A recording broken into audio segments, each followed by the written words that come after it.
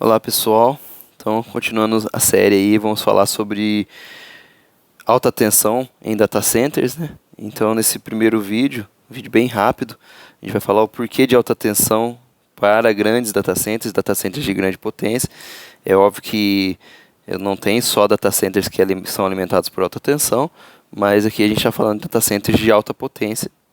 Então vai ser comum vocês verem que existem subestações de alta tensão dentro dos data centers. Na sequência, no próximo vídeo, a gente vai começar a falar, abordar sobre subestações de alta tensão. Então, aqui eu elenquei os três principais motivos, podem haver mais, mas aqui eu estou colocando os três principais. Então, tem a diminuição da corrente elétrica, que acaba ocorrendo.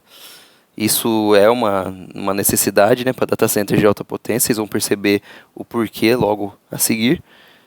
Com a diminuição da corrente elétrica, eu também consigo ter um menor investimento em infraestrutura inicial. E com isso também, quando eu ligo um data center em alta tensão, eu também posso contar com confiabilidade, estar ligado direto no SIM, que é o Sistema Interligado Nacional, que logo a gente vai entender o que é também. A questão da corrente baixa, pessoal, a gente entende essa necessidade através da equação da potência, que na sua fórmula mais simples é potência igual a tensão vezes corrente. Aqui embaixo eu tenho exatamente essa mesma fórmula, porém vocês vão perceber que a gente tem a adição de raiz de 3 e também tem a adição de fator de potência.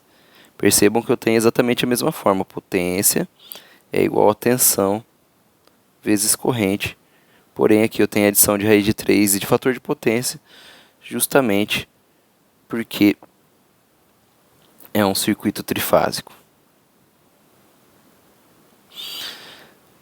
Aqui o ChatGPT ele fez pra gente, pessoal, dois casos diferentes, onde uma tensão é 480 volts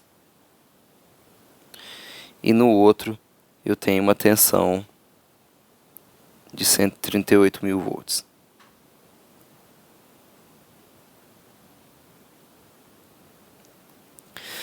Vamos pegar primeiras definições aqui. Então, a gente vai manter a potência igual para as duas contas, né? Então, a gente vai ter a potência de 2 megawatts. Aqui, tirando o múltiplo do mega, ele vai ficar 2 milhões, né, de watts. E a gente está assumindo que o fator de potência é igual a 1 para poder simplificar a conta, né? Então, para a medida de simplificação da conta. E já convertendo também, né, porque a gente quer identificar a corrente, então a gente converte a fórmula para I igual a P sobre raiz de 3 vezes tensão. Então vamos pegar o primeiro caso, pessoal. Aqui no primeiro caso, a gente está utilizando 480 volts para identificar quanto que ficaria a corrente. Então, tem todo o desenrolar da conta aqui, ó, que vocês podem ver. O resultado para 480 volts é igual a 2.405 ampere. Isso mantendo, né, a potência em 2 megawatts. Potência igual a 2 megawatts. Essa mesma conta, pessoal, mantendo a potência constante, né, mantendo ainda os 2 megawatts de potência, a gente vai identificar que a corrente ela vai diminuir drasticamente em 138 mil volts, né? Então, 138 mil volts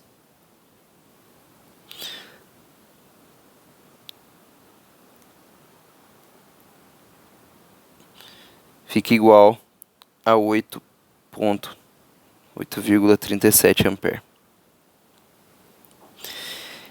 É lógico, né, pessoal, que a gente não vai alimentar um data hall diretamente com 138 mil volts. Tem todo um arranjo, né? Recebemos a tensão em alta tensão numa subestação de alta, que é o assunto do próximo vídeo. Vou rebaixar para média tensão, depois rebaixo para baixa tensão e daí sim eu alimento os equipamentos de TI. Mas o que eu gostaria que vocês percebessem nessa fórmula aqui, né? Quando a gente pega a fórmula simples aqui da potência igual a tensão vezes corrente,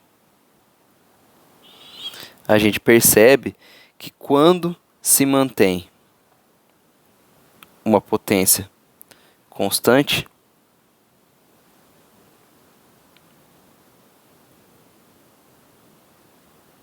nesse exemplo nosso a gente usou os 2 megawatts, a tensão ela é inversamente proporcional à corrente. Então, à medida que eu subo a tensão, mantendo a potência, eu tenho uma diminuição na corrente. E isso explica o porquê que a gente usa alta tensão, né, para diminuir a bitola. Imagina se eu tivesse que fazer a transmissão de energia em baixa tensão, o tamanho, né, a seção transversal do cabo, né, para suportar aí uma corrente de 2.405 amperes. Isso a gente está falando simplesmente de um data hall só. Imagina se eu estivesse falando de 10 data halls. Então aqui a gente faz os 2.405 amperes vezes 10 data halls de 2 mega, a gente obtém uma corrente altíssima aí de 24.050 amperes. Então acaba sendo totalmente inviável, né, a transmissão de energia em baixa tensão para altas potências. Então espero que com isso vocês tenham entendido a questão, né, do porquê que a gente alimenta em alta tensão. E agora eu queria falar um pouquinho sobre a confiabilidade, tá interligado direto no SIM. Aqui eu tenho um mapa da ONS, né, o Operador Nacional de Sistema Elétrico, então um mapa brasileiro, que é bem complexo, por sinal, e nele eu gostaria de falar sobre o assunto, né, da gente estar todo interligado.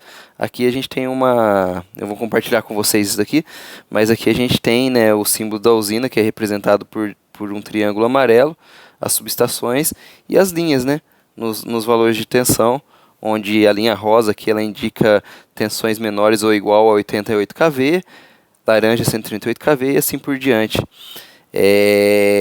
Depois vocês podem olhar com mais atenção.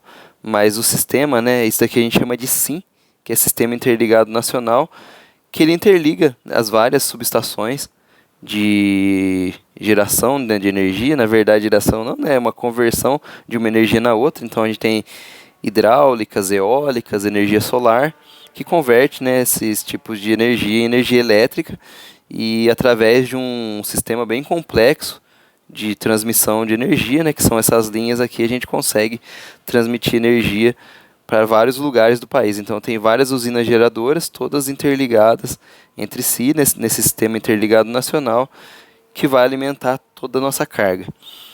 Percebam aqui uma coisa interessante, que seria a região, né, que a gente tem a região norte e nordeste, com poucas linhas relativamente, né, mas aqui na região sudeste, em São Paulo, propriamente dito, né, o quão denso é a quantidade de linhas, né, isso porque nesse mapa a gente nem tem todas as linhas de 138 mil, né, 138 kV. Então é bem interessante que a gente consegue ter um parâmetro, né, bem legal do quão complexo é o nosso sistema interligado. E por estar em alta tensão, a gente está nesse sistema, né, nesse SIM, Sistema Interligado Nacional, e nesse Sistema Interligado Nacional ocorrem bem menos falhas, né? A gente não tem tantas falhas, porque à medida que eu vou inserindo carga, média tensão, por exemplo, eu vou tendo vários outros, né, consumidores ali, e quando acontece alguma coisa, né, num consumidor, ele pode impactar diretamente os consumidores que estão aos seus arredores, né? Então, vamos pegar um caso, né, onde eu tenha um hospital e uma indústria a 13.800 volts, né, na média tensão, e daí ocorre alguma coisa na indústria. E esse hospital ele está próximo, né, ele é alimentado pela mesma subestação de média dessa indústria, por exemplo. Então, o hospital, inevitavelmente, ele vai ser impactado, né, mas é um impacto regional, porque ele está alimentado na mesma subestação. Agora, quando eu estou numa subestação de alta, pegando energia direta de uma subestação de alta, o meu nível de impacto ele vai diminuindo, né? Não que não possa acontecer, porque nas subestações de transferência ali, né, de alta também ocorrem falhas, mas essas falhas são bem menores. Então, estar ligado no Sistema Interligado Nacional também é uma grande vantagem, até porque a gente também consegue fazer comercialização, né, de energia no Mercado Livre, né? Posso comprar energias de fontes renováveis, né? Aqui no Norte e Nordeste, por exemplo, temos bastante fontes de energia através de energia solar e eólica. Então, por estar no SIM, a gente consegue comercializar também energia, comprar energia renovável, talvez no melhor preço, através do Mercado Livre de Energia. Então, esses são os motivos, né, pessoal, que eu gostaria de compartilhar com vocês com relação à alta tensão. E no próximo vídeo a gente vai começar a falar sobre subestação de alta tensão e seus componentes e tipos de transferência.